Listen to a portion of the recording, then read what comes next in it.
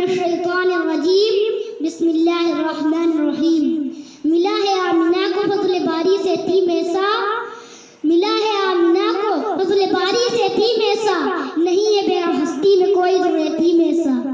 الحمدللہ رب العالمین والصلاة والسلام علی اشرف الانبیاء والمرسلین وعلی آلہ واصحابہ اجمعین،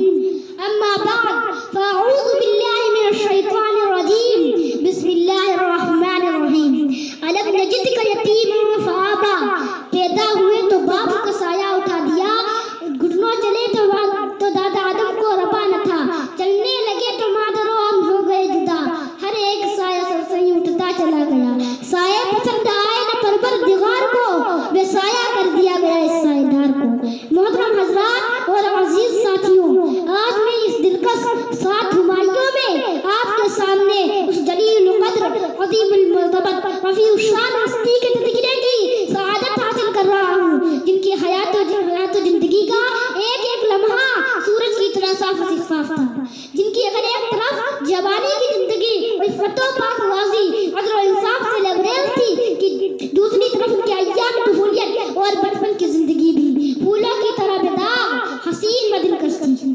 جو یتیم بن کر دنیا میں تشریف لائے مگر سارے یتیموں کے امام بن گئے، جن کی ولادت سے قبل ہی باپ کا سایہ سر سے اٹھا دیا گیا تھا، اور جب گھٹنوں چلے تو ماں کی ممتا اور اس کی میٹھی میٹھی آواز سے بھی محروم کر دیے گئے تھے، جنہوں نے ایسے سنسان ماحول میں چلنے کا سلیقہ سیکھا تھا جو انتہائی بھیانک پرخطر اور خوفناک تھا۔ ہر طرف گلی کوچوں میں تلواروں کی جھنکار، گالی گلوچ کی آوازیں سنائی دیتی، اللہ اللہ کتنا خوفناک منظر تھا کہ باپ باپ چلاتی ہوئی معصوم بچیاں بھی زندہ درگور کر دی جاتی، ایک خدا کو چھوڑ کر سینکڑوں دیوی دیوتاؤں کی پرستش کی جاتی تھی، وہاں کا ایک ایک بچہ تہذیب و تمدن سے نابلد، شراب نوشی دروغ گوئی بے حیائی کا ہبسناک تھا۔ سورج طلوع ہوتے ہی مکہ کی گلیوں میں بچوں کی بھیڑ لگ جاتی، رقص سرور ناچ گانا خاک و پتھر ان کا محبوب مشغلہ ہوتا تھا، فحش والی گلوچ ان کے لبوں پر مچلتا تھا، لیکن قربان جائیے آمینہ کے لال اور عبداللہ کے در یتیم پر جن کی آمد پہ لاکھوں سلام، جن کی ولادت پہ لاکھوں سلام، جن کی طفولیت پہ لاکھوں سلام، جن کی شبابیت پہ لاکھوں سلام،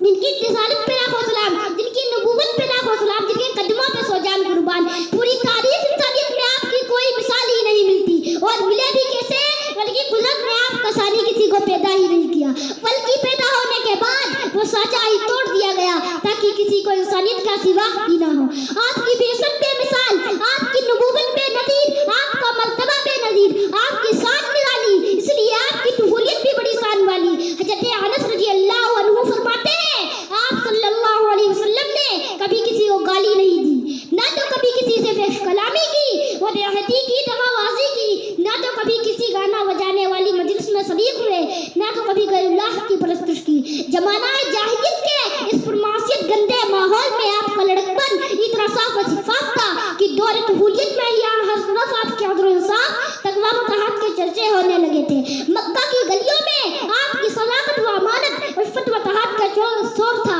خاندان قریش میں کوئی تذکرہ کرتا کہ آمینہ کا لال کتنا نیک بولا بالا ہے، لات و عزیٰ کی قسم ایسا نیک اور پاکیزہ بچہ نہ تو میری آنکھوں نے دیکھا ہے نہ تو میرے کانوں نے سنا ہے۔ تو کوئی کہتا ہے عبداللہ کا لاڈلا بادہ کی تکبیر سے کوئی باز نہیں آ سکتا۔ ملا ہے آمینہ کو فضل باری سے تیم ایسا، ملا ہے آمینہ کو فضل باری سے تیم ایسا، نہیں ہے بے ہستی میں کوئی یتیم ایسا۔ وآخر دعوانا الحمدللہ رب العالمین۔